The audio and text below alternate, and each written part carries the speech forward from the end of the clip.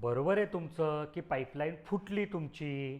पण ती कशामुळे फुटली हे तर समजलं पाहिजे ना, की बाबा तिथे पाण्याचं प्रेशर वाढलं म्हणून ती फुटली, का तिथे व्हॅक्यूम तयार झाली म्हणजे बाहेरच्या हवेच्या दाबापेक्षा पाईपलाईनमध्ये हवेचा दाब कमी झाला म्हणून फुटली.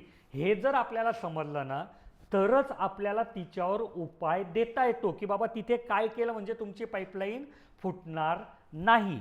तर हे ओळखण्याचं इतकं सोपं साधं तंत्रज्ञान आहे, की तुमची पाईपलाईन जर चिमटली गेली तर ती व्हॅक्यूममुळे फुटली म्हणजे तिथे पाईपामधला हवेचा दाब हा वातावरणापेक्षा हवेच्या दाबापेक्षा कमी होता म्हणून ती चिमुकली गेली, तर ती त्याच्यामुळे फुटली. आणि जर तुमची पाईपलाईन बाहेर फुगली आणि मग फुटली किंवा जॉईनमधून सटकली, मग ती कपलिंगमधून सटकेल, ती बेंडमधून सटकेल किंवा अजून कुठून सटकेल, तर ती प्रेशरमुळे फुटली असं मानायचं.